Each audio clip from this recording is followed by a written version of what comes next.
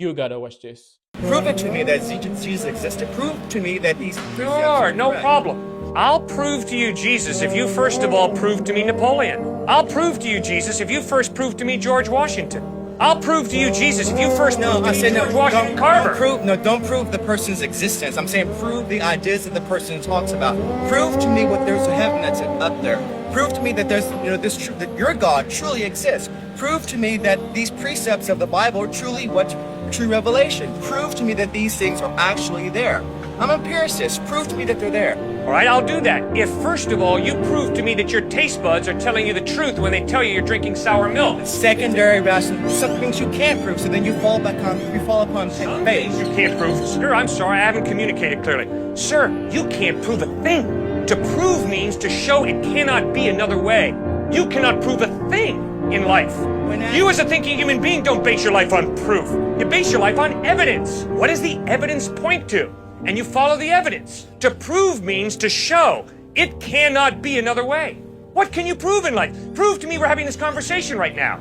You can't prove it. We might be dreaming. Someone might have dropped some drugs in our tea. But the evidence is we're having this conversation. That's why I'm hanging in there with you. That's why you're hanging in there with me. Evidence. Okay, so the evidence is God exists. The evidence is the order and the design of the cosmos point to an intelligent mind. Moral absolutes point to some moral giver, lawgiver. Life comes from life. Never once have I ever seen life come from non-life. An atheist is someone who says, oh yeah, at some point, somewhere, at one time, in La La Land, life came from non-life. And I'm saying, all of my experience shows me life comes from life. Never once have I seen life come from non-life. Fourth piece of evidence, free will. If there is no God, you're just a hunk of biochemical reactions. That's all I am. You're not free. You're determined by your biochemical reactions, so am I. I'm sorry, I judge myself at night. I say, you know, Cliff, when you spoke to that student, that was pretty rude. When you spoke to that student, boy, you displayed a lot of patience, man. Tomorrow do that again and don't do that. I judge myself, I critique myself. I'm free. I don't have to do what I do. Well, if I'm free, it means there's more to me than just my biochemical makeup. There's a soul, a personality, an I that goes beyond the biochemical. I have a free will.